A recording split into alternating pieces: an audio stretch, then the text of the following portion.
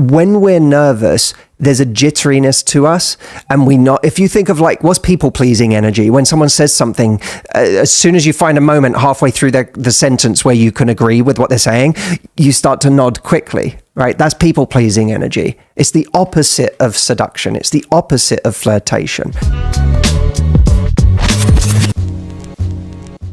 If you haven't already subscribed to the new YouTube channel for the podcast, you can do so at Love Life Podcast channel, where you can watch the entire video episode as they come out, which I know a lot of people have been enjoying.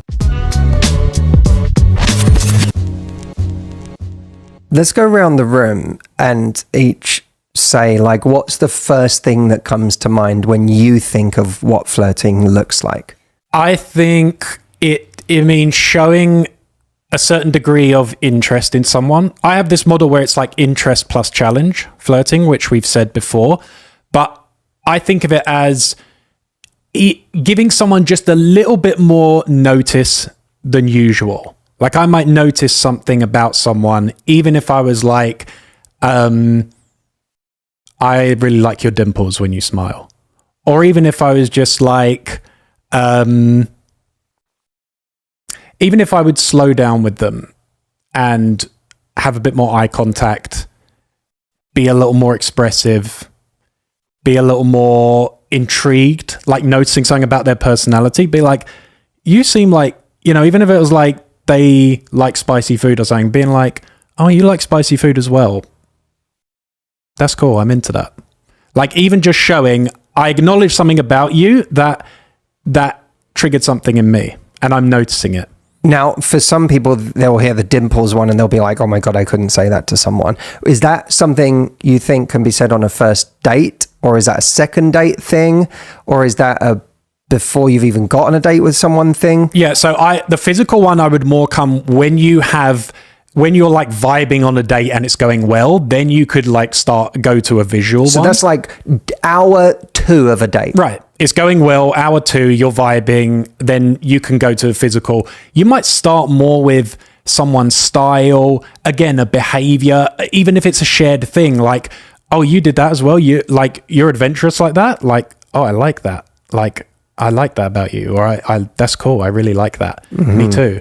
Or I'm really into that. Like, it's, even if you just go, oh, I'm so glad you're into that. I really love that as well. Like, it's so cool to meet someone who is, nerdy as well, who is whatever, adventurous. Or the old Paris Hilton phrase, that's hot.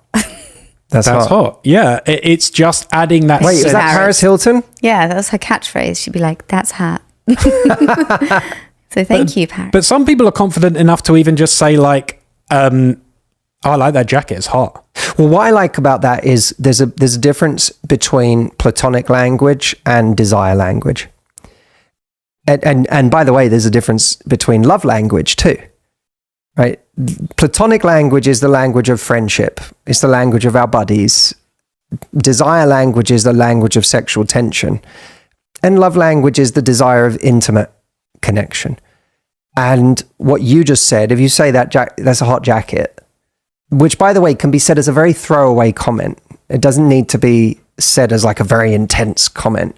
If you're like, that's a hot jacket, I like that jacket, that's desire language. If a family member said to you that, they wouldn't say that's a hot jacket, they'd say that's such a nice jacket, right? But someone you're flirting with, using the word hot immediately charges it. Yeah, like if someone could say that jacket makes your shoulders look big, and if you're like, is that a good thing? And they'd be like, oh, definitely. Like, even if they said it like that, in that way, you're like, oh, they're noticing. That's flirtatious. Don't say that to a woman. Don't say it to a woman. That was a very gendered example. That was a gendered one. Yeah.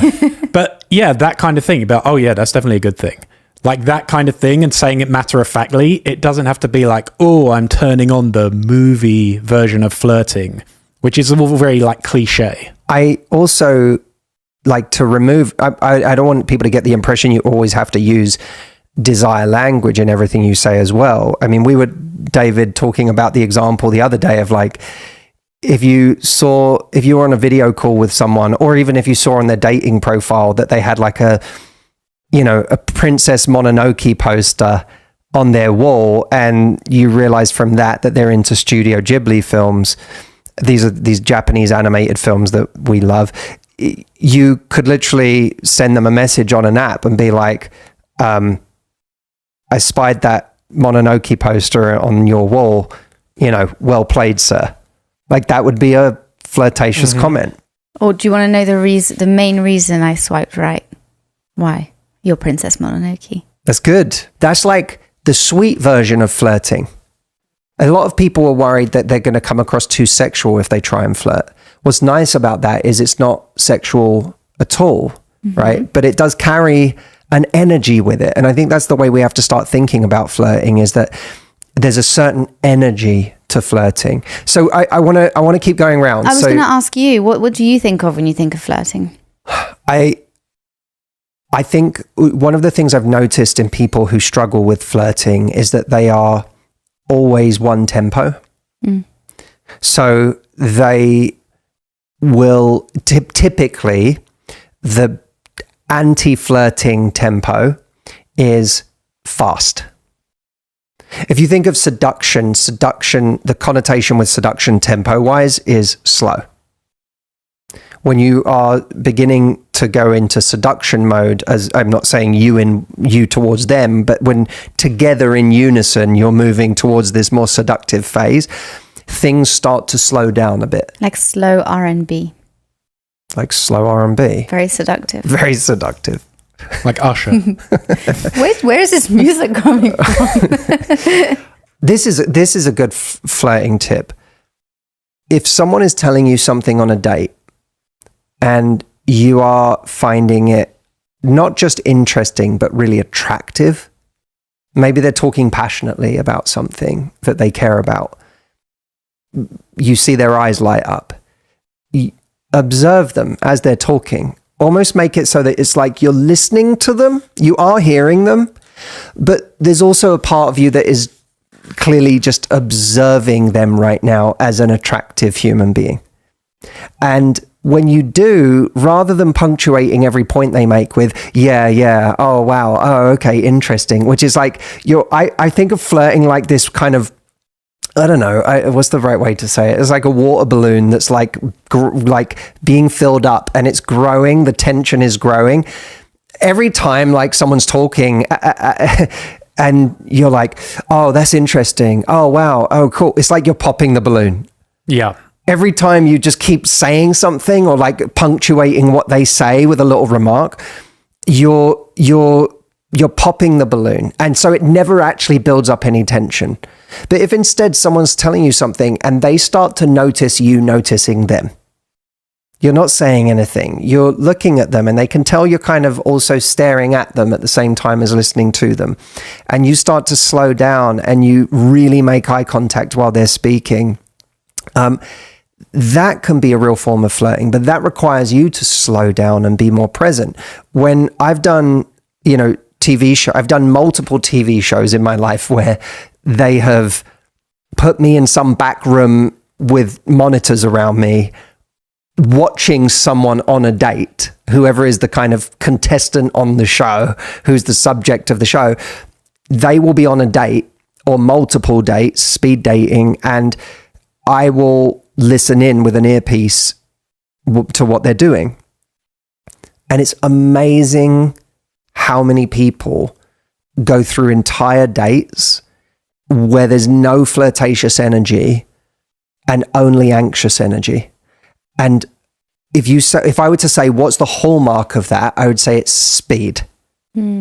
It's like everything is sped up. The conversation is sped up. The way they gesturing can be a really powerful thing, body language wise. But if you speed it up, it starts to gesturing just starts to register as anxious body language. The number of times they say yes, yeah, oh, yeah. Like it's funny, even if you watch a podcast, there are podcasts where the person who's listening keeps making affirmative noises, and even that can disrupt the flow. And that's not a flirtatious situation, but it's a good example. On a date, the same thing happens. Listen to how many times you make affirmative noises instead of just taking someone in. So What about nodding? yeah, nodding's fine. But again, like, how quick do you do these things? Like, try slowing down your movements, because when we're nervous, there's a jitteriness to us. And if you think of like, what's people pleasing energy? When someone says something, as soon as you find a moment halfway through the sentence where you can agree with what they're saying, you start to nod quickly, right? That's people pleasing energy. It's the opposite of seduction. It's the opposite of flirtation. So we have to learn how to slow down. That, by the way, that doesn't mean that the reason I said tempo is important in flirtation is not because there's only one tempo that's good. You should be mixing it up. When you're passionate about something, you can get a little more animated and you can speed up a little bit, because sometimes the like passion comes across in like, wanting to get something out and speaking faster. But are you then able to pause and slow down? And in that contrast between those tempos, there's an attraction that gets created. It's so funny. My 3 words, you've said 2 of them, was tension, contrast, and it's not a word, but being in control. And I agree with everything you said about, to me, flirting is building tension. It's creating contrast. You're having a certain kind of energy one moment, and then you almost kind of hit them with something that really surprises them, and then you move on again. So for example, you might be like, and actually I think I said this to you early on in us dating. This is kind of funny. I'm interested. I think I said, have you said this to me before? I don't know, but I remember that you were having spicy food. And I love spicy food. And I said to you something along the lines of, I think it says a lot about someone when they like spicy food. Don't you agree? Stephen, this is validation for your spicy food comment. So yeah. I think it's really attractive when people like spicy food. I think it says a lot about them. But that's quite sexual, I think. It's very sexual. It's kind of implying, but I said it. What, was it date 1? Was it when we went to the Italian? No, because we didn't have spicy food. There's I don't never know when it was, but I remember we were talking about it. Maybe we were just talking about food. I don't know. But I remember that. But then I would have just then moved on to a different conversation. I wouldn't have lingered there. I wouldn't have put you in a situation where you're like then uncomfortably trying to work out what to respond to it. Instead, you move on from it. And as quickly as you dropped it there, it's gone. And I think that's sort of attractive, because people are like, oh, I haven't even thought of a response yet. And then they kind of feel it disarms them a little bit. And it doesn't put that pressure on them. And then the in control piece, I think, is really important, which is the best flirting advice that I can give, I think, is when you're flirting, just think about it as, I'm doing it for myself. I'm not doing it for a result.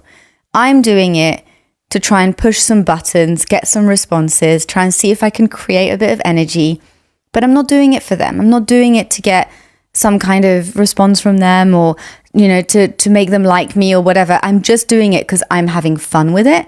And that kind of almost slightly cocky, confident, sure of yourself energy is really useful in flirting, because when I make that comment about spicy food, I don't want anything from you. I'm just letting you know that that's what I think, and that I'm a sexual person, and that I think, whatever. And it's kind of like, it's not for you, that comment. It's for me. And if you want to know more about it, you have to basically step in and play the game with me. And I think there's something to that. So yeah, tension, contrast, and being in control. And we mean no offense to anyone listening who doesn't enjoy spicy food. I know. There might be a demon in the sack. Yeah, we love cheesy pasta. I love cheesy pasta too, so, Yeah. There ain't nothing wrong with beige food. No, so it's, we mean not to say that you are not a sexual being if you don't like spicy. You can still be spicy and not like spicy. To me, one of the things this conversation shows is that when we're trying to flirt more or figure out how we can create more attraction with someone, it's not always easy to pinpoint exactly what that looks like. And a lot of people are very bad at telling us. They just don't know. They'll tell us, you need to flirt more, you need to have more fun, you need to build more tension, but they don't give us the specific ways of doing it. And for me, after years of doing this, what I know is it's like a language. It's like learning a language. And sometimes we're not speaking that language. We're not speaking the language of attraction that makes someone feel like they can't afford not to see us again. And that might be because we're afraid. It might be because we don't want to get rejected. It might be because we were married for 15 years or 20 years and now we find ourselves single again and we're just not on that wavelength of creating attraction. Either way, if you want to learn what that language looks like, we have a free guide called the 9 Texts, where we've put together 9 specific messages that you can use immediately. They're done for you to build tension, create attraction, and flirt. And you'll actually see what that language looks like. So you can download this. It's free at 9texts.com. You can use the number 9, texts.com. You can use these either exactly as they are, or you can make them your own. But what's great about these is you can actually use them to create more attraction with the people you're dating. And this can help with things not fizzling out, not fading, and actually turning into something more real. 9texts.com is that link. Download that now.